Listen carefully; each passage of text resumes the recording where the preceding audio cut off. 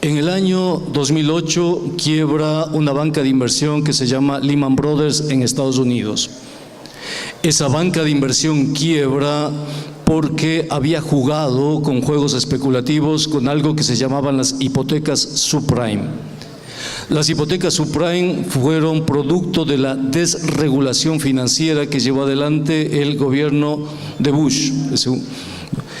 A medida que se iba desregularizando el sistema financiero, los bancos empezaron a vender hipotecas a la gente, empaquetaban esas hipotecas y las vendían a las compañías de seguros. Las compañías de seguros compraban esas hipotecas empaquetadas, si ustedes quieren, y las vinculaban con acciones u otros instrumentos financieros en una dinámica que en economía se conoce como productos financieros derivados. Estas hipotecas subprime y estos derivados financieros ejercían presión sobre los dueños de las hipotecas.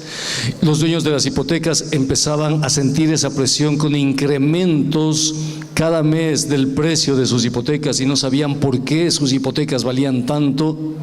Poco a poco las personas que contrataban esas hipotecas tenían incrementos que les hacían imposible pagar esas hipotecas y finalmente muchos de ellos se declararon default, no pagaron las hipotecas.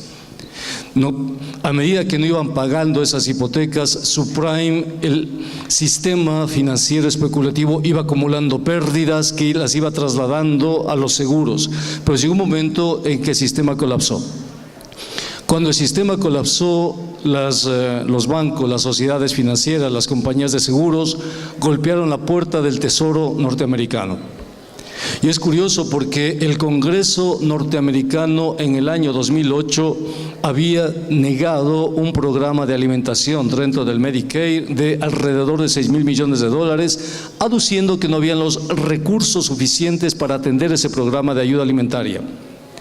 Pero cuando Hank Paulson, el secretario del Tesoro norteamericano, llega a golpear las puertas del Congreso americano y pide un programa de ayuda a los bancos de $700.000 millones, el Congreso norteamericano finalmente termina accediendo a la presión de la bolsa de valores y a la presión de los mass media norteamericanos y finalmente aprueban el pedido de Paulson de $700.000. El programa se llama TARP. Esos $700.000 millones que el contribuyente norteamericano pagó para solventar la crisis financiera, en realidad fueron utilizados para pagar las utilidades de los bancos. Los grandes gestores de los fondos financieros que no habían podido cobrar utilidades desde el año 2007, producto de la crisis financiera, cobraron esas utilidades con fondos gubernamentales. El programa TARP desencadenó una serie de ayudas en la política monetaria del Bundesbank en Alemania, del Banco Central Europeo, etcétera, etcétera, y se hizo una emisión monetaria solamente en el año 2008, el año 2009, de $5 billones. 5 billones es un 5 seguido de 18 ceros, que fueron directamente a los bancos y que no fueron a los perjudicados del sistema. Concomitantemente a esto, a pesar de haber recibido la ayuda, comillas en ayuda, por parte de la política monetaria, de los gestores de la política monetaria, los bancos empezaron a ejecutar las hipotecas. Y empezó a generarse un mercado secundario de hipotecas. 2009, 2010, 2011, cada 6 minutos se ejecutaba una hipoteca en Estados Unidos y después la crisis se trasladó a Grecia y a España y pasó lo mismo. Entonces, ustedes pueden imaginarse la sensación de la sociedad norteamericana cuando ve que toda la política fiscal, cuando ve que la política monetaria, en vez de responder los intereses supuestamente de la sociedad, se articula y defiende los intereses concretos y específicos de los bancos. Entonces, ustedes pueden comprender la indignación de las personas, la indignación de la sociedad norteamericana, porque las cifras que hablan de la concentración de riqueza son elocuentes y son enormes. No, ahí aparece el movimiento de Occupy Wall Street, año 2008. Las personas indignadas por lo que está pasando deciden salir a la calle, deciden protestar frente al centro neurálgico del poder, que es Wall Street. Marchan todos los días, salen todos los días, ocupan Wall Street, ocupan el parque que queda frente a Wall Street y reclaman y dicen: nosotros somos el 99%, ellos son el 1%. En ese contexto, Hollywood produce esta película que les quiero hablar, que es El Caballero de la Noche Desciende. Batman, que es un producto del imaginario de Hollywood, ahora recuperado por el imaginario de Hollywood, es el héroe. El héroe sintetiza lo que la sociedad quiere ser. Y las personas que ven el film se identifican con el héroe. La antihéroe en este film al cual les hago referencia es una mujer. Es una mujer que había sido educada por miembros del lumpen, si ustedes quieren, y que está detenida. Pero lo que es curioso en este film es el hecho de que en este film estos antihéroes se toman Wall Street. Se toman Wall Street y crean una revolución. Para hacer la revolución tienen que literalmente poner a la policía debajo. La policía está atrapada en el metro de Ciudad Gótica, no puede salir a Ciudad Gótica, ¿no? Está atrapada, y como la policía está atrapada no puede mantener el orden, se produce el desorden, se produce la emergencia del pueblo. El pueblo sale a la calle, el pueblo se toma la ciudad y el pueblo empieza a realizar ejercicios de soberanía política y empieza a enjuiciar a los responsables de la crisis. Eso pasa en la película. Y Batman acude a los juicios populares, y los juicios populares además son recargados, son góticos de hecho, y resulta que el espectador de la película está en tensión y reclama la catarsis. ¿Y qué es la catarsis? El restablecimiento del orden. Finalmente Batman logra sacar a la policía que estaba atrapada en el metro de Ciudad Gótica. La policía sube a las calles, ahoga con represión, una represión violenta, la revolución, restaura el orden. Nosotros, el espectador, se siente tranquilizado y sale del film diciendo: qué buena película. Ustedes la han visto, o la mayoría de ustedes lo han visto. La estética de la dominación, el juego de la catarsis, los pobres como antítesis del orden, la esperanza y la utopía presentadas como desorden, como ruptura, como desgarre del tejido social. Y nosotros reclamando la instauración del orden, encontrando la catarsis en el orden, pensando que es el orden el que nos va a devolver las certezas, las certidumbres de la vida cotidiana. El momento en el cual se produjo este film es un momento político muy importante, porque es la insurrección en contra del capital financiero. Ustedes pueden ver ahí cómo Hollywood responde creando elementos ideológicos que cierran la posibilidad de cualquier crítica a lo existente, porque para eso sirve la estética de la dominación, para perpetuar el orden en cuanto orden e impedir que nosotros visualicemos la ruptura de ese orden, porque la ruptura de ese orden nos provoca desasosiego.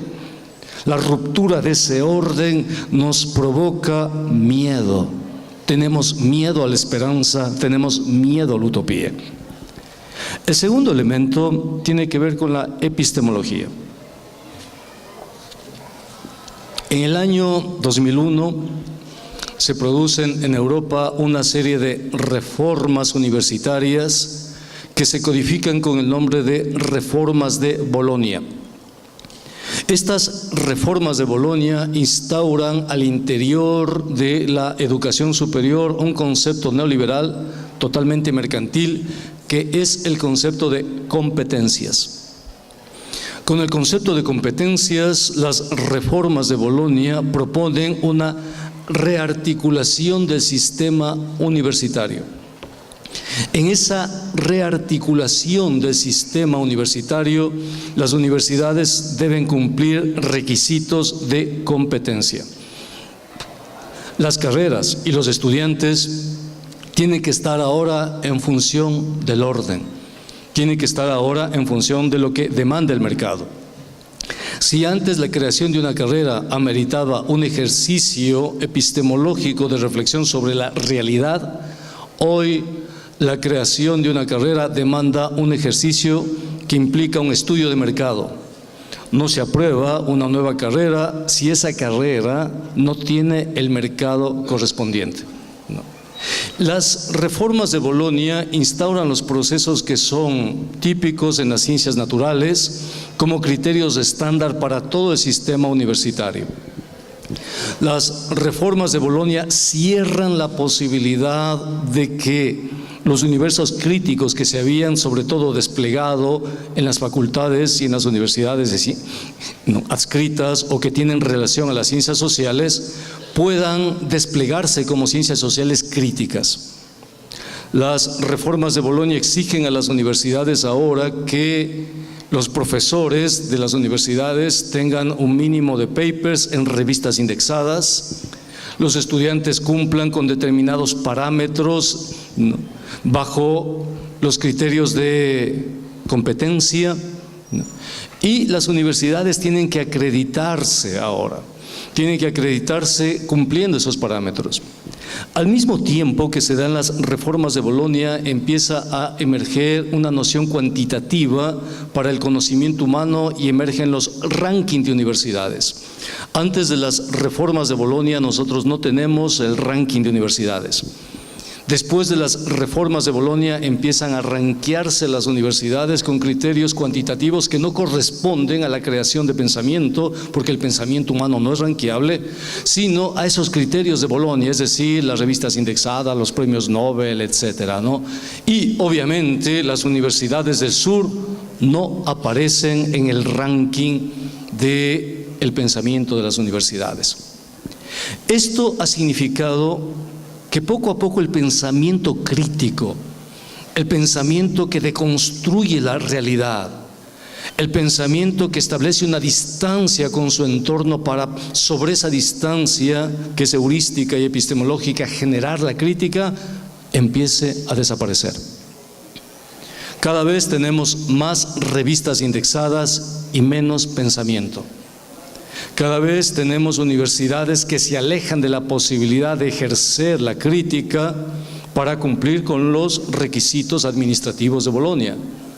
Y cada vez tienes profesores universitarios que antes de la reforma de Bolonia escribían libros críticos contra la estructura de poder existente, y ahora esos profesores se pasan haciendo papers que no pueden ser leídos por la masa, por el pueblo, por la sociedad. Porque tú no puedes acceder a un paper. Para acceder a un paper necesitas requisitos de entrada. Para acceder a Shihistor, Elsevier, cualquiera de esos, necesitas permiso, necesitas pagar si no perteneces a una estructura universitaria. El conocimiento, como ustedes pueden ver, se cierra sobre sí mismo. Tienen ustedes ahí dos mecanismos de varios que codifican, que estructuran el momento actual. El mecanismo de las estéticas de la dominación que te generan blockbuster. Vemos todo el tiempo blockbuster, no tenemos idea de cine alternativo, de cine latinoamericano, no tenemos idea de eso. Vamos al cine y tenemos el blockbuster, ¿no? Y el mecanismo del blockbuster que se perpetúa y que adecúa nuestro sentido estético al orden, que hace, si ustedes quieren, una especie de clic entre nuestra estética del mundo y el orden del mundo. Todo lo que rompe el orden del mundo nos parece fuera de lo estético. Y tienen el mecanismo epistemológico que, sustentado en las reformas de Bolonia, cierra la posibilidad de un pensamiento crítico en las universidades. ¿Por qué pasa esto? ¿Qué mundo estamos viviendo ahora en virtud del cual ya ni siquiera el pensamiento crítico tiene una mínima opción? ¿Qué estamos viviendo? ¿Qué está pasando? Y es muy, creo yo, ejemplificador el hecho de que el mundo que estamos viviendo ahora es un mundo muy contradictorio, pero es la primera vez que el capitalismo es global y es la primera vez que el capitalismo gana más sin producir que produciendo. O sea, nunca ha pasado eso en el capitalismo. Toda empresa capitalista para ganar tenía que producir. Y para producir tenía que explotar, utilizar recursos naturales, crear universos institucionales, simbólicos, lo que ustedes quieran. Pero en los últimos años, en los últimos decenios, la empresa global, la empresa capitalista de hoy, no produce. Y mientras menos produzca, más gana. Esto aparentemente contradice los textos, contradice incluso el buen sentido. Yo siempre les he puesto en las charlas, conferencias, el ejemplo de una de las empresas globales por excelencia, que es Nike, ¿no? Y siempre les he preguntado, ¿qué produce Nike? ¿No? O Adidas. Y la respuesta del auditorio siempre es que Nike produce ropa deportiva. Pero Nike producía ropa deportiva antes de la globalización. Hoy, con la globalización, Nike no produce nada. Nike, como Apple, como yo les contaba ayer, Adidas, Puma, etcétera, como la empresa global, se caracteriza por hacer outsourcing. Outsourcing es el proceso en virtud del cual la empresa se desprende del trabajo, ya no utiliza el trabajo para generar ganancia. Entonces resulta que ahora empresas como Nike se han desalojado del trabajo, han exteriorizado el trabajo y son exógenas al trabajo. Están por fuera del universo del trabajo. No tienen que verse con obreros, con sindicatos, para nada. Eso está fuera de ellos. ¿Qué hace Nike? Nike hace un logotipo. Porque en el mundo donde la estética de la dominación logra capturar tu sentido de la realidad e inscribirlo en el orden, en ese mundo el fetichismo de la mercancía marca tu existencia y tu capacidad ontológica. Tú no te compras una zapatilla, te compras una marca. No te compras una camisa, te compras una marca, te vistes de marcas. No te compras una cartera, te compras una marca. Vives el mundo de las marcas. Cuando no puedes comprarte un mundo de marcas, tu esencia humana empieza a perderse. Cuando te vistes con genéricos, la sociedad, tu entorno te acusan de loser, de perdedor. Tienes que demostrar que no eres perdedor poniéndote una marca. Te vistes de marcas y las marcas son caras, las marcas cuestan. Tienes que demostrar al mundo que no eres un perdedor, que tu ontología del humano está fuera de ti, está en la mercancía. Eso vende Nike, eso vende la empresa de ahora. Te vende marcas, te vende alienación, te vende fetichismo mercantil, te vende lo que Marx denunciaba en el siglo XIX, ¿no? Esa pérdida de la esencia humana en las cosas. Eso te vende la empresa de hoy. Y si tú no compras eso, eres loser, eres perdedor, estás fuera del sistema.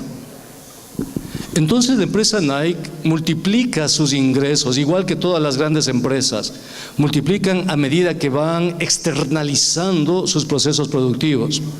Pero no solo que externalizan esos procesos productivos, sino que ahora, a medida que externalizan esos procesos productivos, nosotros tenemos un fenómeno muy interesante en el capitalismo global, y es la presencia de obreros, de muchos obreros, de millones de obreros, pero la inexistencia de la clase obrera.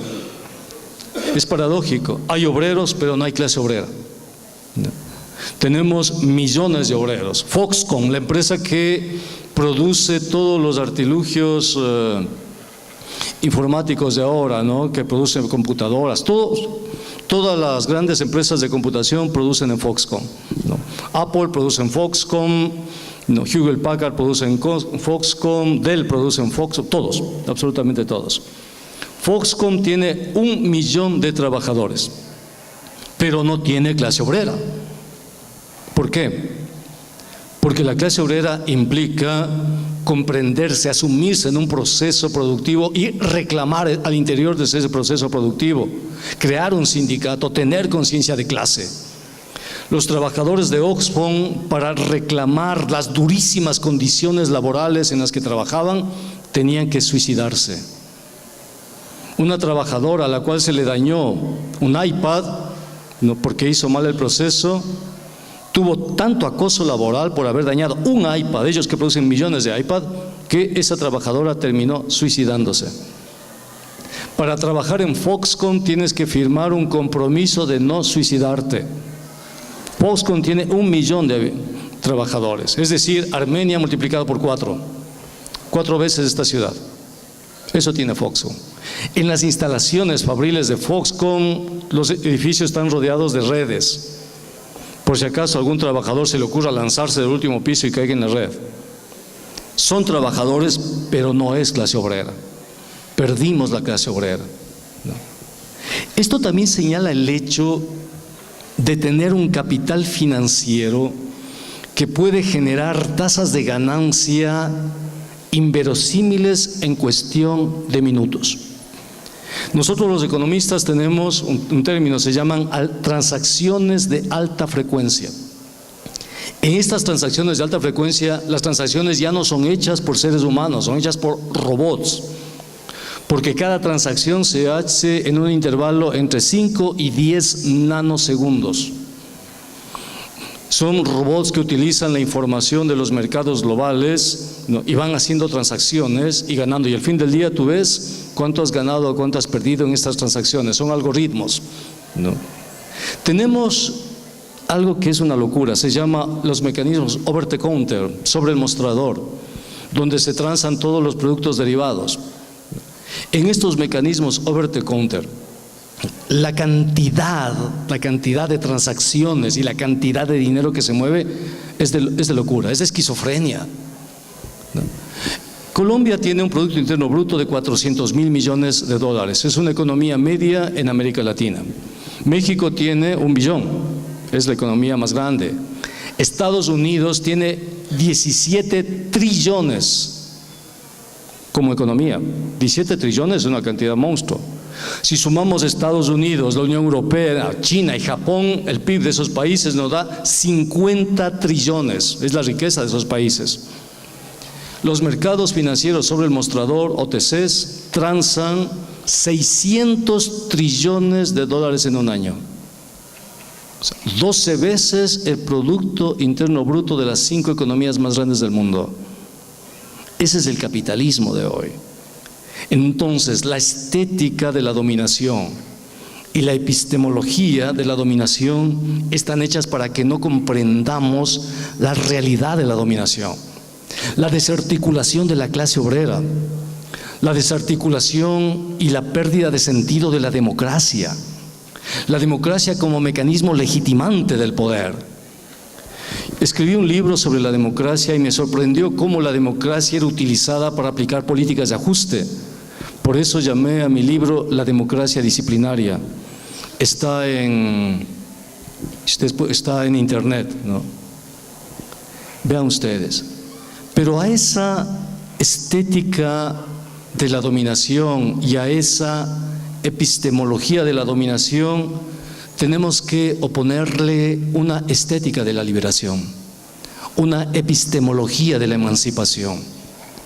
Pero yo les digo como economista, para poder articular una epistemología de la liberación, tenemos que hacer un proceso que varios pensadores lo han llamado como un proceso de desaprendizaje. Es más difícil desaprender que aprender.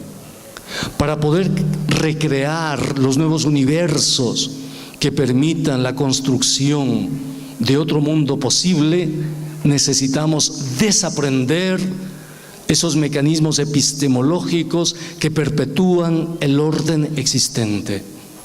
Un proceso de desaprendizaje que nos permita comprender nuestra realidad, que nos permita entender los mecanismos del poder. Para poder crear una estética de la dominación, tenemos que cambiar el sentido de la catarsis. No necesitamos la catarsis, sino necesitamos la fiesta. El Inti Raymi, la fiesta como subversión, la fiesta como ruptura del orden, la fiesta como un nuevo tiempo. Necesitamos regresar a ver a nosotros mismos, a nuestra historia. Necesitamos construir una sociedad, como decían los zapatistas, donde quepan todos los mundos. Y estamos en eso. El capitalismo de ahora es un capitalismo salvaje, porque el capitalismo de hoy no puede dominar, no puede domeñar ese nuevo mundo que están haciendo. Hay conceptos que se han articulado desde las resistencias y las reexistencias, como aquel concepto del buen vivir. Hace 15 años no teníamos el concepto del buen vivir. Cuando empezamos la resistencia en el Foro Social Mundial de Porto Alegre, no teníamos aún el concepto de el summa causa, el ñanda dareco, el ubuntu, ¿no? El summa camaña, la vida en plenitud. No teníamos eso. Hoy tenemos ese concepto. Hemos visto en estos días la gente de Cajamarca, de Colosa, que ha dicho: desarrollo, no gracias. El discurso del desarrollo está perdiendo su atractivo, está perdiendo su estética, su ética y su episteme. Ya no es un discurso que atrae al pueblo, ya no es un discurso que captura a nivel estético, ético y epistémico a la sociedad.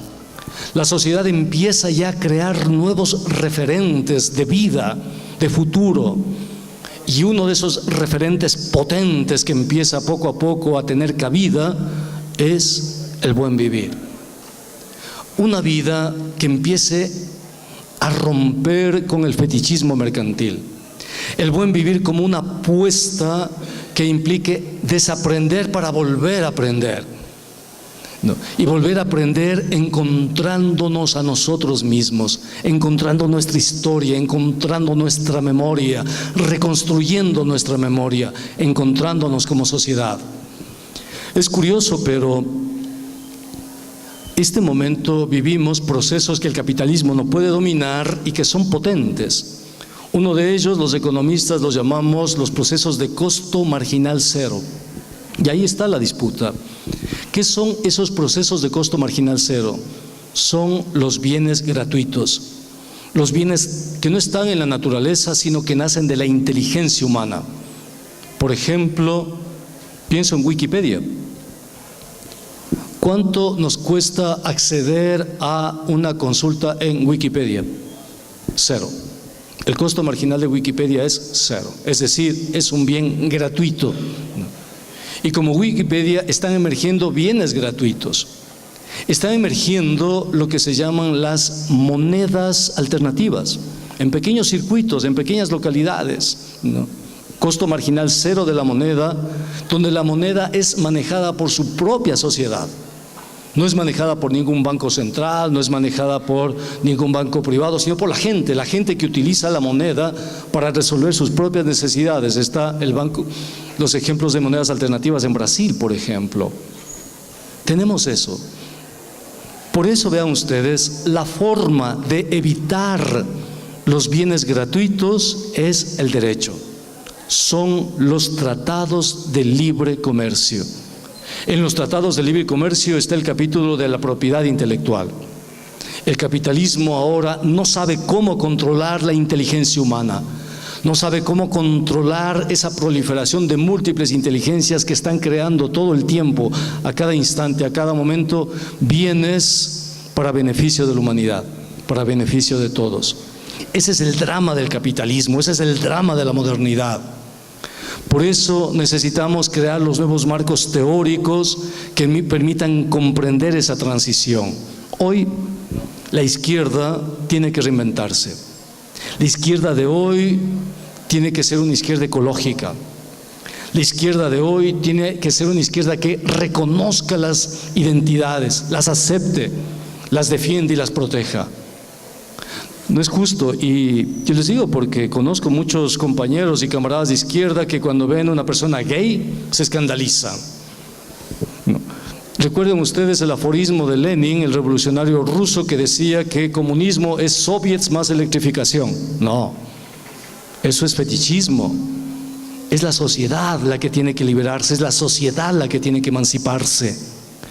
Yo venía entonces ahora con esa propuesta, una propuesta de desaprendizaje para poder regresar a ver lo que somos, lo que sentimos, lo que realmente hemos construido como sociedades, regresar a ver esas instituciones ancestrales que nos han sostenido todo el tiempo, la minga, la yapa, la familia, que han estado ahí, han estado protegiéndonos, cuidándonos, y que nosotros, por arrogancia, por desconocimiento, no las hemos considerado. Que regresemos a ver ese buen vivir que en realidad somos nosotros mismos. Es nuestra vida alejada del fetichismo, alejada de la ganancia, alejada de los comportamientos estratégicos, y regresar a vernos en la dignidad humana. Comprender que la dignidad humana nos representa y nos atraviesa a todos y está lejos del mundo mercantil, lejos de la mercancía, y que mientras más apostemos por el fetichismo mercantil, más lejos estaremos de la dignidad humana. Saber que la alegría vence al miedo, que el poder necesita el miedo como materia prima, pero la única forma de vencer al miedo es la alegría. Por eso me encanta Colombia, porque Colombia vivió una guerra civil, pero nunca dejó de bailar. Muchas gracias.